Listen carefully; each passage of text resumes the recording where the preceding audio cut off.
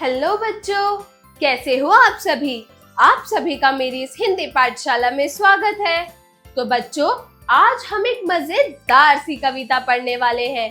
पता है किसके ऊपर? पंछी यानी कि पक्षी के ऊपर। हम पंछी उन्मुक्त गगन के। तो चलिए शुरू करते हैं। अध्याय 13, हम पंछी उन्मुक्त गगन के। कविता। अध्ययन से पूर्व। तो बच्चों, यहाँ पर आपको एक चित्र दिखाई दे रही होगी। इस चित्र में आपको क्या दिख रहा है? इस चित्र में आपको दिख रहा है कि कैसे बच्चा खुशी खुशी दौड़ रहा है। पंछी अपनी आजादी से कैसे इस खुले गगन में, इस खुले आकाश में उड़ रहे हैं। सूरज, ऐसा लग रहा है कि सूरज कितना खुश है। और यहाँ पहाड़, पेड़, झाड़ियाँ, फूल इत्यादि चीजें भी दिख रही हैं। उपरोक्त चित्र को दिखाकर शिक्षक शिक्षिका बच्चों को स्वतंत्रता और पराधीनता का अर्थ समझाएं। आप बच्चों इस चित्र को ध्यानपूर्वक देखिए और इससे स्वतंत्रता और पराधीनता, कैसे पक्षी स्वतंत्रता से, आजादी से इस खुले आकाश में, खुले गगन में उड़ रहे हैं। और इस कविता का मूल तत्व है, प्रस्तुत पाठ में पंछियों के माध्यम से दर्शाया गया है कि स्वतंत्रता सभी को प्रिय होती है। तो जो आप कविता पढ़ने वाले हो, इस कविता में ये बताया गया है पंछियों के माध्यम से, मतलब पक्षियों के माध्यम से आपको बताया गया है कि स्वतंत्रता सबको अच्छी लगती है, स्वतंत्रता सबको प्रिय होती है। तो चलिए अब हम इस कविता को पढ़ना शुरू करते हैं। हम पंछी उन्मुक्त गगन के पिंजराबंद ना गा पाएंगे, कनक तिल्लियों से टकराकर पुलकित पंख टूट जाएंगे। हम बहता जल पीने वाले मर जाएंगे भूखे प्यासे, कहीं भली है कटुक निमोरी कनक कटोरी की मैदा से। इसमें बताया है कि जो हम पंछी होते हैं, हम इस उन्मुक्त गगन के हैं, हम इस खुले आकाश के हैं। हम पिंजर मतलब पिंजरे में बंद होकर गा नहीं पाएंगे। हम कभी ये जो कनक तिल्लियां, जो पिंजरे की जो तिल्लियां होती हैं, उससे टकराकर हमारे जो ये कोमल खिले खिले पंख है, ये भी टूटकर गिर जाएंगे। हम जो पंछी हैं वो बहता जल पीने वालों में से हैं, ना कि एक जगह समाया हुआ। भूखे प्यासे हम लोग मर जाएंगे, कहीं भली है कटुक निम्बोरी कनक कटोरी की मैदा से। हमें वो कड़वी निम्बोरी ही अच्छी लगती है, ना कि कनक कटोरी में जो आप हमें मैदा मिर्ची जो चीजें खाने को देते हो, ना कि वो। स्वर्ण शिकला के बंधन में अपनी गति उड़ान सब भूले, बस सपनों में देख रहे हैं तरु की फुनगी पर के झूले। ऐसे थे अरमान की उड़ते, नील गगन की सीमा पाने, लाल किरण सी चोंच खोल चुगते तारक अनार के दाने। होती सीमाहीन क्षितिज से लाल किरण सी चोंच खोल चुगते तारक अनार के दाने। होती सीमाहीन क्षितिज से इन पंखों की होड़ा होड़ी, या तो क्षितिज मिलन बन जाता या तो तंती सांसों की डोरी। नीड़ न दो चाहे टहनी का आश्रय छिन भिन कर डालो, लेकिन पंख दिए तो अकाल उड़न में विघ्न न डालो। ये कविता लिखी है शिवमंगल सिंह सुमन जी ने। तो बच्चों, इसमें पंछी ये कह रहे हैं कि जब भगवान ने, जो इस धरती के रचयिता हैं, जो तुम्हारे रचयिता हैं, उन्होंने जब हमें पंख दिए हैं, तो तुम क्यों हमारी उड़ान में विघ्न डाल रहे हो? हमें इस खुले गगन में घूमना पसंद है, हमें कैद करके मत रखो। हमें वो बहता पानी पीना पसंद है, हमें तुम्हारी चांदी की कटोरी में पानी पीना अच्छा नहीं लगता। हम उस भूखे प्यासे मर जाएंगे। हमें इस खुले आकाश में, इस खुले गगन में हमें उड़ने दो, हमें घूमने दो। तो चलिए अब हम शब्दार्थ पढ़ते हैं। शब्दार्थ। पंछी मतलब पक्षी, कटुक मतलब कड़वी, फुनगी मतलब पतली टहनी, उन्मुक्त मतलब खुला स्वतंत्र, निभोरी मतलब नीम का बीज, कनक तिल्लियां मतलब सोने की डंडियां, श्रृंखला मतलब जंजीर या फिर कड़ी। स्वर्ण मतलब सोना धातु। क्षितिज मतलब धरातल का वह भाग, इस धरती का वह भाग जहाँ धरती आसमान परस्पर मिलते हुए दिखाई देते हैं। जहाँ पर ये धरती और आसमान आपको दोनों मिलते हुए दिखाई देते हैं, उसे हम क्षितिज कहते हैं। उच्चारण करें। तो बच्चों, यहाँ पर आपको कुछ शब्द दिए गए हैं। आपको इन शब्दों को ध्यान से पढ़ना है और इन शब्दों का सही सही उच्चारण करना सीखना है। तो चलिए मेरे साथ इन शब्दों का उच्चारण कीजिए। पिंजरबद्ध, स्वर्ण श्रृंखला, आश्रम, विघ्न, उड़ान, उड़ान। तो चलिए बच्चों, जो कविता अब हमने पढ़ी, अब हम उसका थोड़ा सा अभ्यास करते हैं, मतलब कि अभ्यास कार्य शुरू करते हैं। तो चलिए मेरे साथ इस कविता का अभ्यास कार्य कीजिए।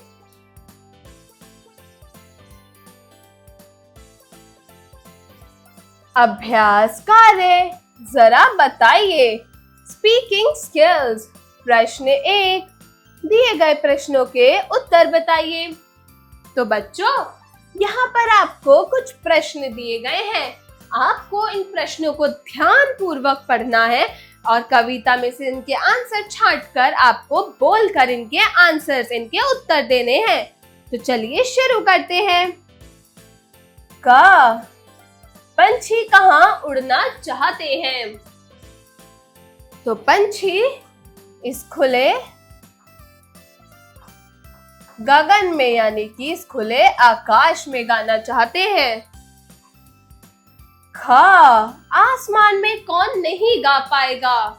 तो बच्चों, आसमान में पिंजरबंद, यानी कि पिंजरे में बंद पंछी नहीं गा पाएंगे। ख, पंछी किस प्रकार रहना चाहते हैं? पंछी खुले आसमान में उड़ते हुए रहना चाहते हैं। घ, किस चीज को पंछी खाना पसंद करते हैं? किस चीज को? वेरी गुड, कटक निम्बोरी, नेबोरी को। ड़ा, यदि पंछियों के पंख टूट जाएं तो वे क्या नहीं कर पाएंगे? वेरी गुड, अगर पंछियों के पंख टूट जाए तो वह उड़ नहीं पाएंगे। जरा लिखिए। Writing skills. प्रश्न 2, दिए गए प्रश्नों के उत्तर लिखिए। तो बच्चों, यहाँ पर आपको कुछ क्वेश्चन, कुछ प्रश्न दिए गए हैं। आपको इन प्रश्नों को ध्यान से पढ़ना है और इसके आपको सही सही उत्तर लिख कर देने हैं। तो चलिए शुरू करते हैं। क, पिंजरे में बंद होकर पंछी क्यों नहीं रहना चाहते? बताओ। वेरी गुड, तो पिंजरे में बंद होकर पंछी इसलिए नहीं रहते क्योंकि पिंजरे में बंद होने के बाद वो अपने उड़ने की गति को भूल जाते हैं। इसलिए पंछी पिंजरे में बंद होकर नहीं रहना चाहते। ख, पंछी हमसे क्या निवेदन करते हैं? तो पंछी हमसे कहते हैं कि भले ही उन्हें नीड़ ना दो, उनको उनके टहनी का आश्रय भी छिन भिन कर दो, लेकिन अगर उनको पंख दिए हैं तो उनकी आजादी, उनके उड़ने की आजादी उनसे मत छीनो। ग, पिंजरबद्ध पंछी किन स्वप्नों में खोया रहता है? जो पंछी पिंजरे में कैद होता है वो किस सपने में खोया रहता है? वेरी गुड, तो जो पिंजरबंद पंछी है, जो पिंजरे में कैद पंछी है, वो हमेशा उड़ने के सपने ही देखता रहता है। वो इस खुले गगन में उड़ने की ही चीजें देखता है कि कैसे वो खुला बहता पानी पी रहा है, कैसे वो इस खुले आसमान में उड़ रहा है, कैसे वो इस आजादी को जी पा रहा है। वो सिर्फ इन्हीं ही स्वप्नों में खोया रहता है। कौन से अरमानों को लेकर पंछी जीता है? तो पंछी इस अरमान में जीता है कि जैसे पेड़ की टहनी पर लगा झूला झूलकर गगन को छूने की चाह हर एक व्यक्ति में होती है, ऐसे ही जब इनको पंछियों को पंख मिले हैं तो इन्हें अपने उन पंखों से उड़कर गगन में खुल के जीने की आजादी क्यों नहीं है। बस इन्हीं अरमानों को लेकर पंछी जीता है। प्रस्तुत कविता में पंछी की तुलना किससे की गई है? तो बच्चों, प्रस्तुत कविता में पंछी की तुलना किससे की गई है? वेरी गुड, इंसानों से। तो जो कविता आपने पढ़ी उस कविता में पंछी की तुलना इंसानों से की गई है। चलिए अब अगले प्रश्न को देखते हैं। प्रश्न 3, कविता की पंक्तियों को पूरा कीजिए। तो बच्चों, यहाँ पर आपको कुछ कविता दे रखी है, कुछ कविता की पंक्तियां दे रखी हैं, जैसे कि क हम पंछी जाश पाएंगे, कनक डैश जाएंगे। ख स्वर्ण डैश भूले, बस डैश झूले। ग नीड न दो डैश डालो, लेकिन डैश न डालो। तो आपको ये दिए गए रिक्त स्थानों में इन पंक्तियों में दिए गए शब्दों व वाक्यों को लिखकर इन पंक्तियों को पूरा करना है। इसका जवाब भी आप लोग अपनी अपनी बुक्स या नोटबुक्स में लिखेंगे। चलिए अब हम अगले प्रश्न की ओर बढ़ते हैं। तो प्रश्न 4, सही मिलान कीजिए। तो बच्चों, यहाँ पर आपको कुछ शब्द दिए गए हैं, आपके उनके सही शब्दों से उनका मिलान करना है। तो चलिए शुरू करते हैं। क नीड़ मतलब घोंसला। ख आश्रय, आश्रय का मतलब क्या होता है? वेरी गुड, बसेरा। ग सीमाहीन मतलब धरती। घ क्षितिज मतलब व्याघ्र। ड़ चिन्ह, चिन्ह मतलब बंधन से युक्त, तो हम इसको बंधन से युक्त मिलाएंगे। जरा सोचिए, क्रिटिकल थिंकिंग। प्रश्न 5, आजादी सभी को प्रिय होती है, आपके लिए आजादी का क्या महत्व है? अपने शब्दों में अभिव्यक्त कीजिए। आजादी सभी को पसंद होती है, आप किस चीज को आजादी मानते हैं? आपके लिए आजादी का सही मतलब क्या है? आपके लिए आजादी का क्या महत्व है? आप इस कथन को अपने शब्दों में अभिव्यक्त कीजिए, अपने अपने शब्दों में लिखिए अपनी अपनी नोटबुक्स में। चलिए अब हम अगले प्रश्न की ओर बढ़ते हैं। जरा भाषा पर गौर कीजिए। Language skills. प्रश्न 6, दिए गए वाक्यों में संबंध बोधक शब्दों की पहचान कीजिए। तो बच्चों, संबंध बोधक शब्द जो शब्द संज्ञा अथवा सर्वनाम शब्दों के साथ जुड़कर उनके संबंध वाक्य से दूसरे शब्द के साथ जोड़ते हैं, वे संबंध बोधक शब्द कहलाते हैं। जैसे कि के सहारे, के पहले आदि। मतलब जो दो वाक्यों के संबंध में दो वाक्यों को मिलाकर एक वाक्य का अर्थ बनाते हैं, दोनों को साथ में जोड़कर अर्थपूर्वक वाक्य बनाते हैं, उन्हें हम संबंध बोधक कहते हैं। जैसे कि के, का, ने, में, लेकिन आदि, परंतु। तो ये होते हैं संबंध बोधक शब्द। तो चलिए बच्चों, यहाँ आपको कुछ वाक्य दे रखे हैं, इन वाक्यों को पढ़ के आपको इसमें से संबंध बोधक शब्दों की पहचान करनी है। तो चलिए शुरू करते हैं। क पहला वाक्य है, दिल्ली शहर बिल्कुल मुंबई के विपरीत है। तो इसमें संबंध बोधक है के विपरीत। अगला है ख, सिमली ने चाकू के द्वारा सेब काटा। किसके द्वारा काटा था? चाकू के द्वारा। तो ये के द्वारा भी संबंध बोधक शब्द है। अगला है ग, तेज आंधी के साथ बारिश होने लगी। तो इस वाक्य में संबंध बोधक शब्द कौन से हैं? वेरी गुड, के साथ। घ, राहुल छत के नीचे खड़ा। इसमें संबंध बोधक शब्द है के नीचे। अगला है प्रश्न 7। दिए गए वाक्यों में विशेषण शब्दों को रेखांकित करके लिखिए। तो बच्चों, यहाँ पर आपको कुछ वाक्य दे रखे हैं। इन वाक्यों को पढ़ के आपको विशेषण शब्द छांटने हैं। विशेषण शब्द तो हमें पता ही है क्या होते हैं, जो किसी भी चीज की विशेषता बताते हैं कि वो चीज कैसी है, छोटी है, बड़ी है, बहुत सारी है, एक है, दो है, गोरी है, काली है, लाल है, नीली है। इन शब्दों को हम विशेषण शब्द कहते हैं। ये शब्द विशेषण शब्द होते हैं। तो चलिए अब हम इन वाक्यों को, दिए गए वाक्यों को पढ़ते हैं और इसमें से विशेषण शब्दों का पता करके उनको रेखांकित यानी कि उनके नीचे रेखा खींचकर उन शब्दों को अलग करते हैं। तो चलिए शुरू करते हैं। क, नेहा के बाल बहुत घने और काले हैं। तो इसमें विशेषण शब्द क्या होगा? बहुत। ख, राहुल की कुर्सी इतनी हल्की है कि कोई भी उसे उठा ले।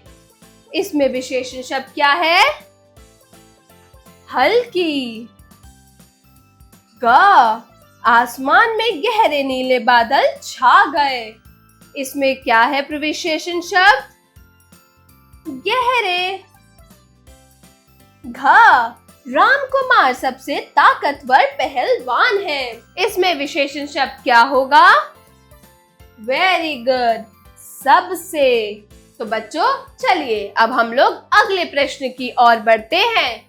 प्रश्न 8। दिए गए शब्दों का संधि विच्छेद कीजिए तथा संधि का नाम लिखिए। तो बच्चों यहाँ आपको कुछ शब्द दे रखे हैं। आपको इन शब्दों को पढ़ना है और इन शब्दों को पढ़ के इनको संधि विच्छेद यानी कि अलग अलग करके लिखना है और आपको बताना है कि ये कौन सी संधि है। तो चलिए शुरू करते हैं। क, भावुक। तो भावुक का संधि विच्छेद होगा भ जमा आवुक। ये कौन सी संधि है? वेरी गुड, ये है अयादी संधि। अगला है सारांश।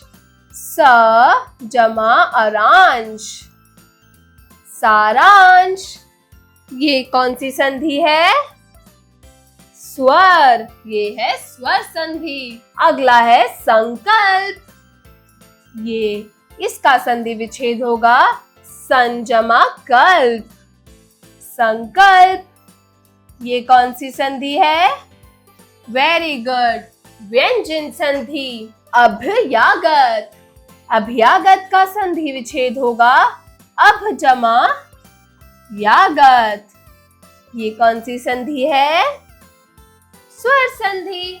अत्याचार। तो इसमें होगा अत्य जमा आचार। ये भी स्वर संधि है। उल्लास। उल्लास, इसका संधि विच्छेद क्या होगा? वेरी गुड, उत जमा लास, उल्लास। ये है व्यंजन संधि। प्रश्न 9। दिए गए शब्दों का समास विग्रह कीजिए। यहाँ आपको कुछ शब्द दे रखे हैं। आपको इनका समास के अनुसार समास विग्रह करके इन शब्दों को दिए गए स्थान पर लिखना है। तो चलिए शुरू करते हैं। पूजा घर, मतलब पूजा का घर।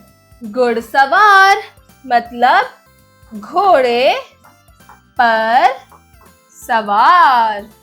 गौमुख, इसका समास होगा गौ का मुख। राजकुमार, राजकुमार का समास विग्रह होगा राजा का कुमार यानी कि राजा का बेटा। पुत्र, बेखबर, जिसकी खबर ना हो। जरा रचनात्मक कार्य कीजिए। Creative skills. प्रश्न 10। परहित सरस धर्म नहीं भाई, पंक्ति से आप क्या समझते हैं? कक्षा में बैठकर मित्रों के साथ चर्चा कीजिए। परहित सरस धर्म नहीं भाई, आपको इस पंक्ति से क्या अर्थ समझ आता है? आपको इससे क्या भावार्थ समझ आते हैं? इसकी चर्चा कक्षा में बैठकर अपने दोस्तों, अपने मित्रों से करिए और इसका जवाब अपनी अपनी नोटबुक्स में लिखिए। अगला है जरा दिमाग लगाइए, ब्रेनस्टॉर्मिंग एक्टिविटी। प्रश्न 11, प्रस्तुत कविता में कवि ने पक्षियों पर अधिक जोर दिया है। पक्षियों की दी गई विभिन्न प्रजातियों को देखकर पहचानिए कि कौन सी प्रजाति विलुप्त प्राय है, उनके नाम भी लिखिए। तो बच्चों, जो कविता भी हमने पढ़ी उसमें कवि ने सिर्फ पक्षियों पे जोर दिया है, पक्षियों के बारे में बताया है। तो आपको पक्षियों की दी गई कुछ प्रजातियां हैं। यहाँ पर आपको कुछ चित्र दे रखे हैं पक्षियों के, उनकी अलग अलग प्रजातियां दे रखी हैं। आपको इन प्रजातियों को देखना है और पहचानना है कि ये किसकी प्रजाति है और विलुप्त, जो गायब हो चुकी है, मतलब जो अब आपको बहुत कम दिखाई देती है या फिर नहीं दिखाई देती है, उनके नाम लिखने हैं आपको इन चित्रों को पहचान कर। अगला है जीवन कौशल एवं मूल्य परक प्रश्न, life skills and value based questions. प्रश्न 12, शिक्षा एक ऐसा पहलू है जो इंसान के जीवन को पंख देती है। आप शिक्षा रूपी पंखों का उपयोग किन उद्देश्यों के पूर्ति हेतु करना चाहेंगे? तो जैसे पक्षी पंछियों को पंख होते हैं उड़ने के लिए, ऐसे ही इंसानों के पास भी शिक्षा रूपी पहलू, शिक्षा रूपी पंख होते हैं। तो आप इन पंखों का उपयोग अपने जीवन में किस उद्देश्य के लिए करना चाहेंगे? इसका जवाब भी आप लोग अपनी अपनी नोटबुक्स में देंगे। और बच्चों, मैं आशा करती हूँ कि आपको ये कविता अच्छी लगी होगी, आप इससे बहुत कुछ सीखे होंगे। और मैं मिलती हूँ आपको अगली कक्षा में एक नई चैप्टर या एक नए पाठ के साथ, एक नई कहानी के साथ या फिर एक नई कविता के साथ। तब तक के लिए बाय बाय।